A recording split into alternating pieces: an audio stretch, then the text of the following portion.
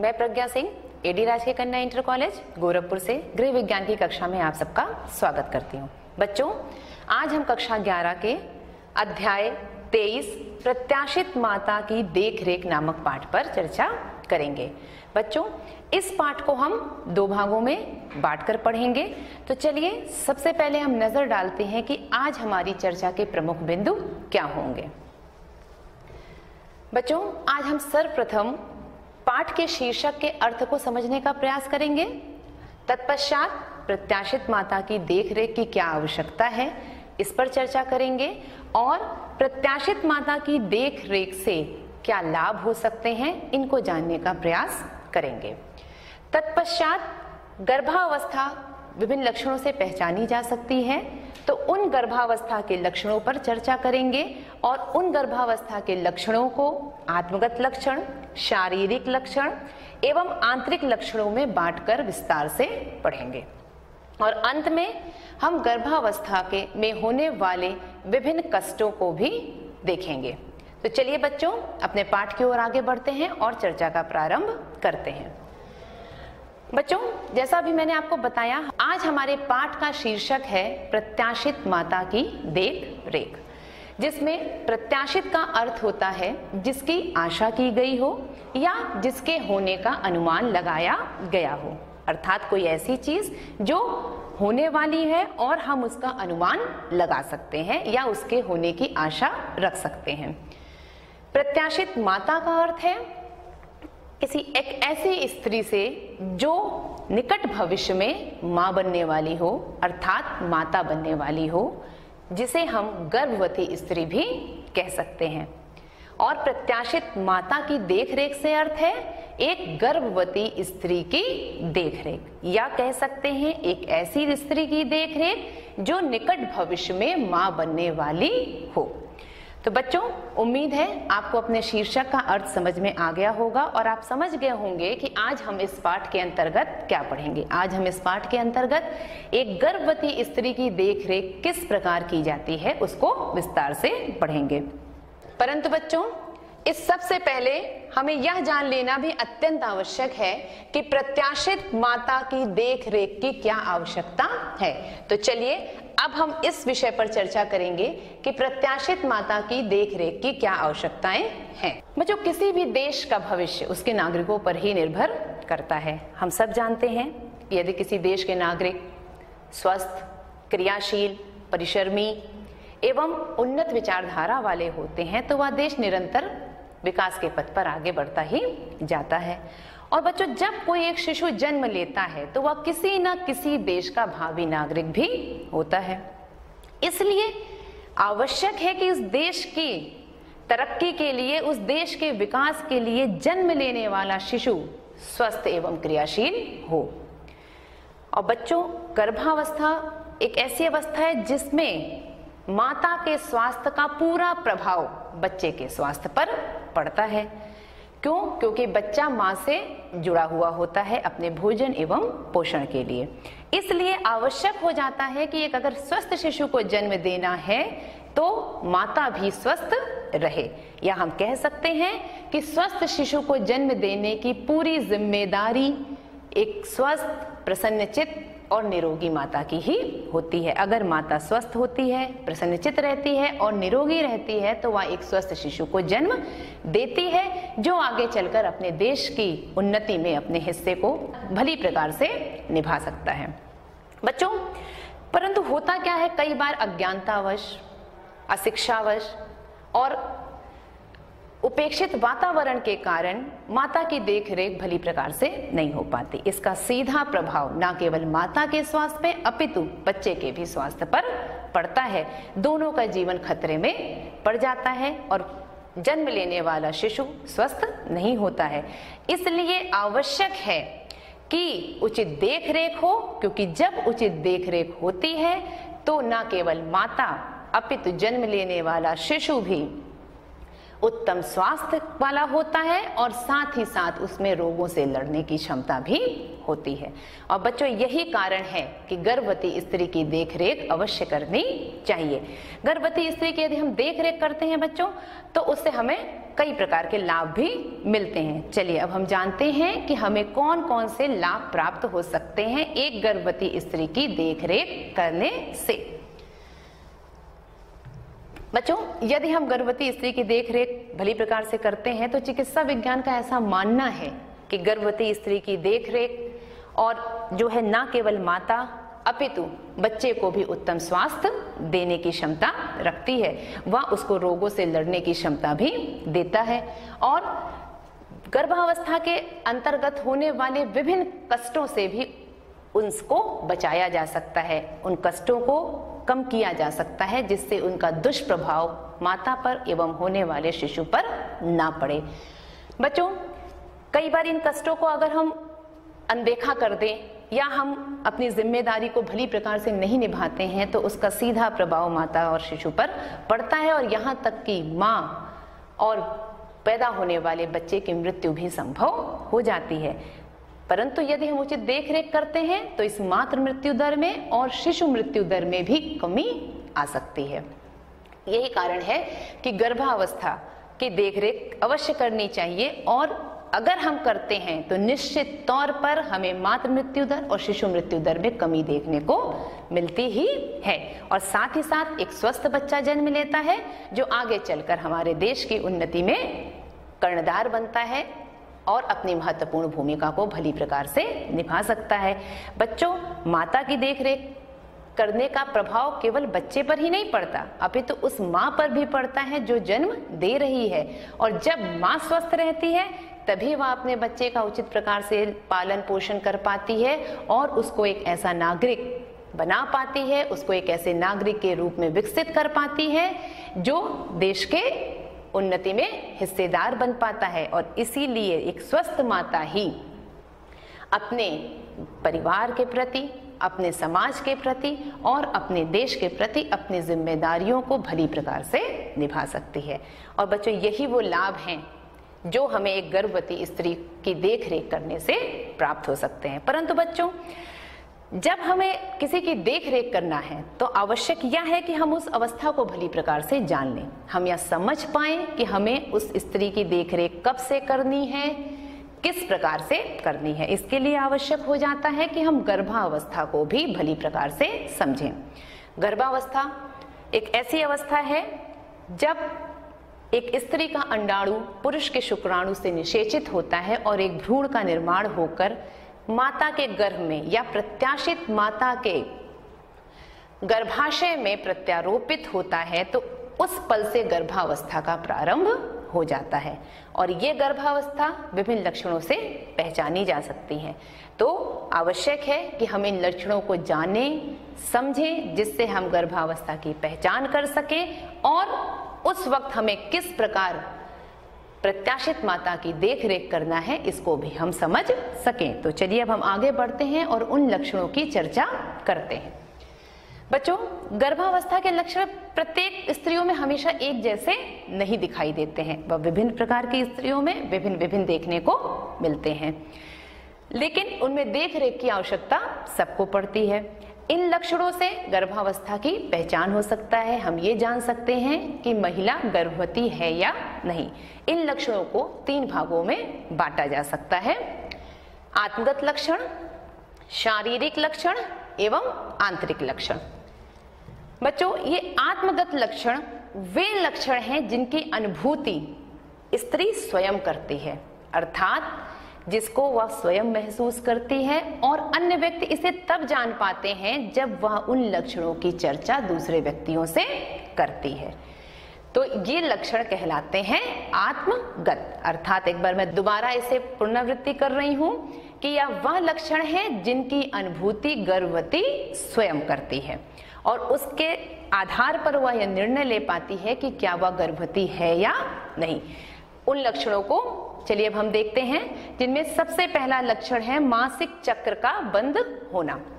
बच्चों, प्रत्येक माह स्त्री के अंडाशय से एक अंडाणु विकसित होता है, निषेचन की प्रक्रिया के लिए वह विकसित होता है और यदि वह निषेचित होकर भ्रूण में परिवर्तित नहीं होता है तो वह नष्ट हो जाता है और नष्ट होने के बाद शरीर से मासिक चक्र के रूप में बाहर निकल जाता है और इसी को हम मासिक चक्र कहते हैं जो प्रतिमाह होता है। और क्योंकि अभी मैंने आपको बताया ही था कि गर्भावस्था वह अवस्था है जिसमें अंडाणु शुक्राणु से निषेचित हो गया और एक भ्रूण का निर्माण उसने कर दिया। तो क्योंकि अंडाणु निषेचित हो गया है, ये कारण है कि ये मासिक चक्र गर्भावस्था में बंद हो जाता है। उस समय प्रत्येक माह मासिक चक्र नहीं आता है और यह एक बहुत बड़ी पहचान होती है जिससे स्त्री अनुमान लगा सकती है कि क्या वह गर्भवती है या नहीं। उसके बाद प्रातः काल में जी मिचलाना एवं लार की अधिकता होना। बच्चों, इन दोनों लक्षणों के पीछे का प्रमुख कारण है गर्भावस्था में होने वाले हार्मोनों में परिवर्तन। गर्भावस्था जब होती है तो उसमें स्त्री को विभिन्न प्रकार की प्रक्रियाओं के लिए तैयार होना पड़ता है। उसे प्रसव प्रक्रिया के लिए तैयार होना पड़ता है, उसे स्तनपान कराने के लिए तैयार होना पड़ता है। यही कारण है कि इस अवस्था में विभिन्न प्रकार के हार्मोन्स निकलने लगते हैं, स्रावित होने लगते हैं, जो सामान्य स्त्रियों में नहीं होते हैं। और उन हार्मोन्स के प्रभाव के कारण प्रातः काल में स्त्रियों का जी मिचलाता है एवं मुख में लार की अधिकता भी होती है। तो ये लक्षण भी हैं जिन्हें वह महिला स्वयं महसूस करती है, स्वयं उसकी अनुभूति करती है। इसके बाद है भूख का न लगना। बच्चों, भूख न लगने के भी पीछे कई कारण हैं। गर्भावस्था में हार्मोन्स के परिवर्तन के कारण कई बार ऐसा होता है कि महिलाओं को किसी भी सामान्य सी चीज से भी दुर्गंध आने लगती है, सामान्य सी वस्तु से भी दुर्गंध आने लगती है, जिसके कारण उसको वह विशेष पदार्थ खाने की इच्छा नहीं होती है। साथ ही साथ गर्भावस्था में जैसे जैसे भ्रूण का विकास होता है, वह आकार बढ़ता जाता है, तो उसका प्रभाव पाचन तंत्र पर पड़ता है, अमाशय पर पड़ता है, अमाशय पर एक दबाव पड़ता है, जिसके कारण पाचन प्रक्रिया सुगम तरीके से नहीं हो पाती है और इसकी सीधे असर यह होता है कि महिला को भूख भी कम लगती है। सांस लेने में परेशानी। बच्चों, अभी मैंने आपको प्रारंभ में बताया था कि गर्भावस्था में शिशु पूर्णतः अपनी मां पर निर्भर करता है, अपने भोजन के लिए भी एवं अपने पोषण के लिए भी। तो जैसे जैसे पोषक तत्वों की आवश्यकता बढ़ती है बच्चे को भी और माँ को भी, तो उस अवस्था में ऐसा होता है कि माता को कुछ पोषक तत्वों की कमी हो जाती है। प्रायः इस अवस्था में स्त्रियों को हीमोग्लोबिन की भी कमी हो जाती है। हीमोग्लोबिन वह लवण है जो हमारे रक्त में उपस्थित होता है और जिसकी सहायता से ही हम ऑक्सीजन ग्रहण कर पाते हैं और कार्बन डाइऑक्साइड को वापस बाहर निकाल पाते हैं। हीमोग्लोबिन की कमी हो जाने के कारण माता को सांस लेने में परेशानी होने लगती है। इसके अतिरिक्त भ्रूण के आकार बढ़ जाने के कारण भी चलने फिरने, सीढ़ियां चढ़ने इत्यादि में जो है माता को सांस लेने में तकलीफ का अनुभव होता है। पेट में हलचल का अनुभव एवं बार बार मूत्र का लगना। बच्चों, ये वो लक्षण है जो 4-5 महीने बाद प्रत्याशित माता को महसूस होते हैं। इसका प्रमुख कारण यह होता है, बच्चा जैसे जैसे गर्भ में आकार बढ़ता जाता है, उसकी धड़कनें, उसके हिलने और उसके चलने, उसकी गति करने का जो अनुभव होता है वह प्रत्याशित माता महसूस कर सकती है।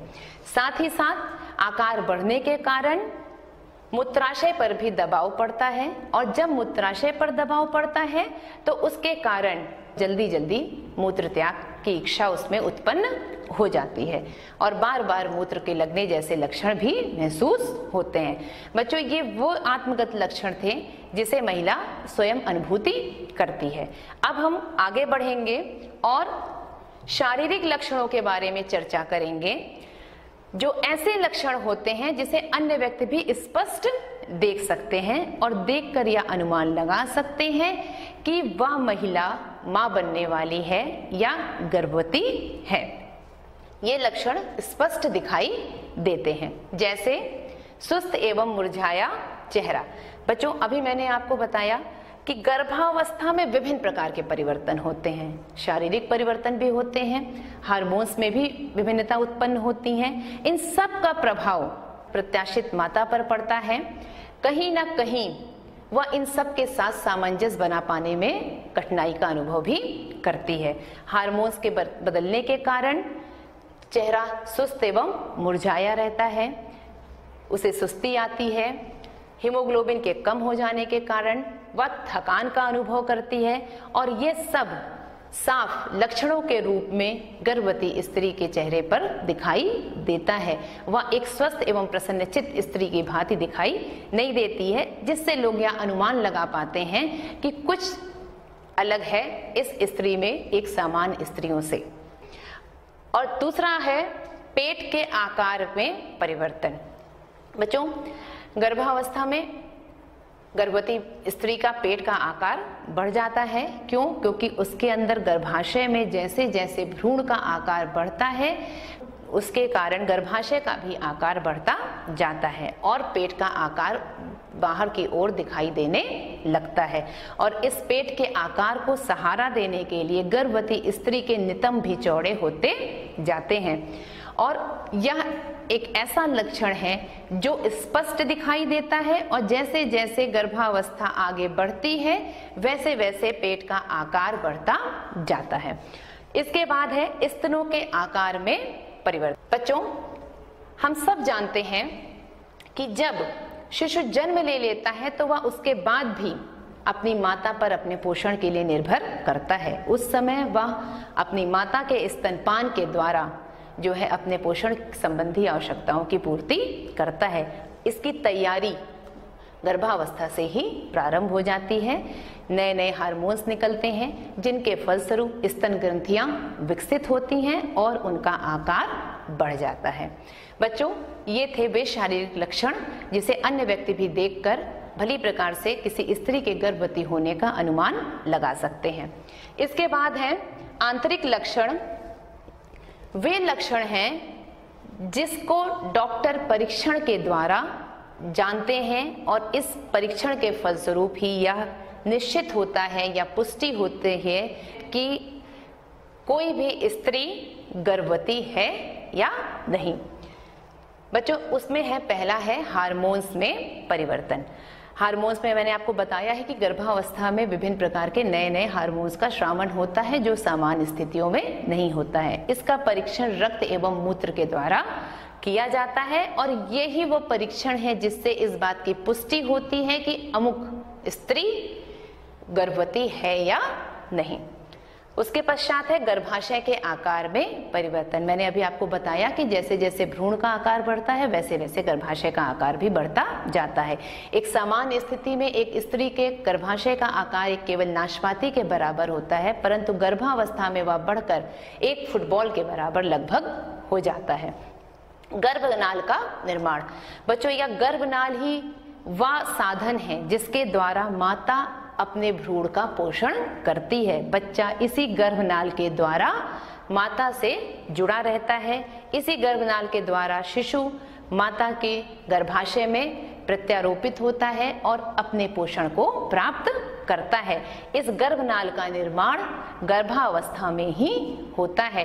तो अल्ट्रासाउंड के माध्यम से हम इसको देखकर इस बात की पुष्टि कर सकते हैं कि महिला गर्भवती है।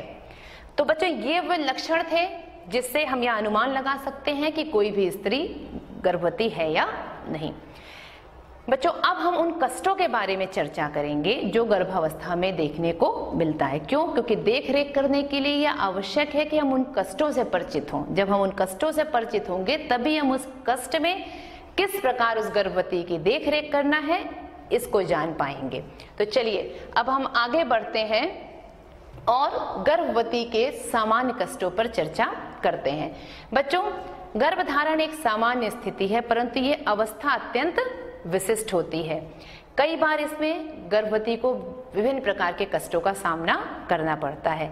ये कष्ट अस्थायी होते हैं, परंतु उचित देखभाल की आवश्यकता इसमें होती है, अन्यथा इसके दुष्परिणाम भी हमको देखने को मिल सकते हैं। कई बार ये कष्ट इतने ज्यादा हो जाते हैं कि हमें डॉक्टर की भी मदद लेनी पड़ती है। तो अब हम इन कष्टों पर चर्चा करेंगे।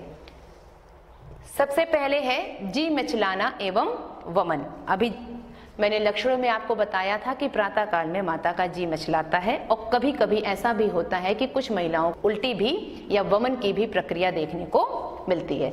बच्चों, इसका प्रमुख कारण मैं आपको बता चुकी हूँ कि हार्मोन्स में होने वाला परिवर्तन है। तो इस कष्ट से बचने के लिए आवश्यक है कि कभी भी प्रातः काल में खाली पेट ना रहा जाए। और क्योंकि यह लक्षण प्रातः काल में ज्यादा देखने को मिलता है, यही कारण है कि इसको हम मॉर्निंग सिकनेस भी कहते हैं। प्रातः काल में हमें अपनी दैनिक दिनचर्याओं से निवृत्त होकर बिस्किट, ब्रेड जैसे कार्बोहाइड्रेट युक्त आहार का सेवन करना चाहिए। खाली पेट लंबे समय तक नहीं रहना चाहिए, थोड़ा थोड़ा कर कर कई बार में खाना चाहिए और भोजन के बीच में पानी का सेवन नहीं करना चाहिए। भोजन के बाद थोड़ा टहलना चाहिए जिससे कि पाचन प्रक्रिया हो पाए और वमन एवं जी मिचलाने से छुटकारा मिल सके। फिर बच्चों अगला कष्ट है कलेजे में जलन एवं कब्ज। बच्चों मैंने आपको बताया कि जब भ्रूण का आकार बढ़ता है तो वह हमारे पाचन तंत्र पर भी दबाव डालता है, जिसके कारण अमाशय पर भी दबाव पड़ता है। और वही कारण है कि अमाशय में निकलने वाला जो हाइड्रोक्लोरिक अम्ल होता है वह ऊपर ग्रास नली की ओर चढ़ने लगता है और जिसके कारण कलेजे में जलन महसूस होती है। कलेजे में जलन महसूस हो तो ऐसे समय में महिला को तला भुना एवं गरिष्ठ भोजन नहीं करना चाहिए। थोड़ा थोड़ा कर कर कई बार में खाना चाहिए, एक बार में ज्यादा आहार सेवन नहीं करना चाहिए। और कब्ज क्यों हो जाता है? क्योंकि जब पाचन प्रक्रिया सुगम तरीके से नहीं हो पाती है तो आंतों में दबाव पड़ने के कारण गति भी नहीं हो पाती है। आंतों में गति ना होने के कारण भोजन आंतों में ज्यादा लंबे समय तक रुकता है, जिससे उसमें पानी की कमी हो जाती है और मल सूखकर कड़ा हो जाता है और जिसके कारण कब्ज की समस्या देखने को मिलती है। और कब्ज की समस्या से निवारण पाने के लिए भोजन में रेशेदार युक्त पदार्थों का सेवन करना चाहिए, पानी अधिक मात्रा में पीना चाहिए। रात्रि में यह दूध और मुनक्के का सेवन करें तो वह भी काफी लाभप्रद होता है। बच्चों इन चीजों को अपनाकर, इन सावधानियों को बरत कर हम इन कष्टों में कुछ लाभ देखने को पा सकते हैं। उसके बाद बच्चे अगले कष्ट है मांसपेशियों में ऐंठन एवं पैरों में सूजन। बच्चों अभी मैंने आपको बताया था कि बच्चा पोषण के लिए अपनी माता पर निर्भर करता है और जैसे जैसे बच्चे का विकास होता है उसकी पोषक तत्वों की आवश्यकता भी बढ़ती जाती है। इस वजह से माता के शरीर में पोषक तत्वों की कमी होने लगती है यदि वह उचित आहार ना ले तो। और ऐसी अवस्था में जब कैल्शियम की कमी हो जाती है तो उसका सीधा प्रभाव पड़ता है और पैरों में और शरीर के अन्य अंगों में ऐंठन एवं पीड़ा होने लगती है तथा साथ ही साथ भ्रूण के आकार को बढ़ जाने के कारण हमारी रीढ़ की हड्डी पर दबाव पड़ता है और जिसके कारण कमर में दर्द देखने को मिलता है। और पैरों में सूजन का प्रमुख कारण क्या है? बच्चों भ्रूण का आकार जब बढ़ जाता है तो वह पैरों को रक्त पहुंचाने वाली रक्त वाहिनियों पर दबाव डालता है। जब वह रक्त वाहिनियों पर दबाव डालता है तो रक्त का संचार भली प्रकार से नहीं हो पाता है जिसके कारण पैरों में सूजन देखने को मिलती है और पैरों में दर्द भी रहता है। और बच्चों उसके बाद यहाँ पर जिस कष्ट की चर्चा हम करने जा रहे हैं वह है नींद में कमी। बच्चों भ्रूण का आकार बढ़ जाता है, शरीर सामान्य से एक विशेष अवस्था में चला जाता है और इस कारण महिला को लेटने में असुविधा उत्पन्न होती है और जब वह भली प्रकार से लेट नहीं पाती है और करवट नहीं ले पाती है तो कई बार वह चाह कर भी सो नहीं पाती है और जिसके कारण उसे नींद नहीं आती है। असुविधा उत्पन्न होती है और उस असुविधा के कारण उसे नींद नहीं आती है, इसलिए गर्भावस्था के अंतिम दौर में नींद में कमी देखने को मिलती है। बच्चों ये वे सामान्य कष्ट हैं जो प्रत्येक गर्भवती स्त्री में देखने को मिलते हैं, परंतु इनके अलावा कुछ अन्य या विशिष्ट कष्ट भी हैं जो कभी कभी स्त्रियों में देखने को मिलते हैं, जैसे ब्लड प्रेशर अर्थात रक्तचाप का बढ़ जाना, रक्तस्राव।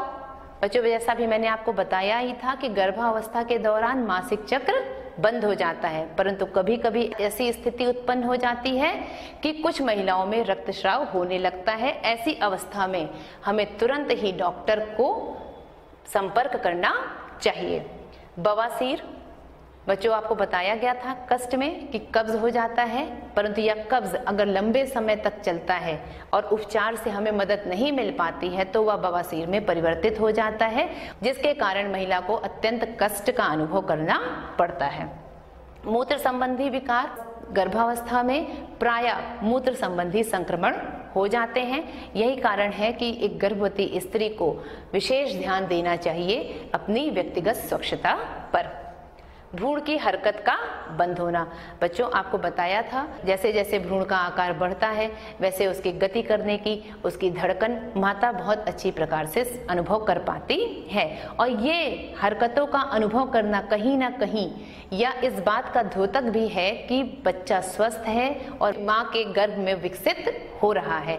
परंतु यदि किसी कारणवश लंबे समय तक माता को भ्रूण की हरकत ना महसूस हो, उसकी अनुभूति ना हो, तो यह एक खतरे का निशान होता है। ऐसे समय में तुरंत ही हमें डॉक्टर से संपर्क करना चाहिए।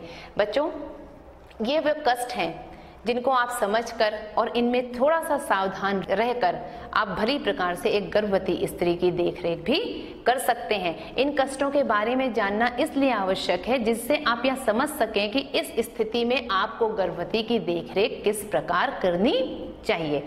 तो बच्चों आज हम इस भाग में गर्भवती के कष्टों के बारे में हमने चर्चा की और गर्भावस्था के लक्षणों के बारे में चर्चा की और इस बात को समझने का प्रयास किया कि गर्भवती की देखरेख करना क्यों आवश्यक है। तो आज हम अंत में इस भाग से संबंधित कुछ अभ्यास प्रश्नों पर चर्चा करेंगे जो कुछ इस प्रकार हैं। गर्भवती स्त्री की देखभाल क्यों आवश्यक है, इससे क्या लाभ हैं। बच्चों इसके अंतर्गत आपको बताना पड़ेगा कि गर्भवती स्त्री की देखभाल करना क्यों आवश्यक है। क्यों? जिससे कि वह एक स्वस्थ शिशु को जन्म दे सके और उससे होने वाले लाभों को आपको लिखना पड़ेगा। तत्पश्चात गर्भावस्था के सामान्य लक्षणों को कितने भागों में बांटा गया है। आत्मगत लक्षणों का विस्तार से वर्णन कीजिए। बच्चों इसमें आप सभी लक्षणों के बारे में बताएंगे कि लक्षण 3 प्रकार के होते हैं, आत्मगत लक्षण, शारीरिक लक्षण एवं आंतरिक लक्षण, और उसके बाद आप आत्मगत लक्षणों का विस्तार से वर्णन करेंगे। तीसरा और अंतिम प्रश्न है, गर्भावस्था में होने वाले सामान्य कष्टों का विस्तार से वर्णन कीजिए। बच्चों इस प्रश्न में आप गर्भवती स्त्री को जो भी कष्ट झेलने को मिलते हैं या जो भी झेलने पड़ते हैं उनके बारे में विस्तार से वर्णन करेंगे। बच्चों उम्मीद है आज आप यह समझ गए होंगे कि गर्भवती स्त्री की देखरेख करना क्यों आवश्यक है और कौन कौन से ऐसे लक्षण हैं जिससे किसी भी स्त्री की गर्भावस्था की पहचान की जा सकती है तथा कौन कौन से ऐसे कष्ट हैं जिन्हें गर्भावस्था में एक स्त्री झेलती है। और बच्चों इस पाठ के अगले भाग के साथ हम फिर मिलेंगे। धन्यवाद।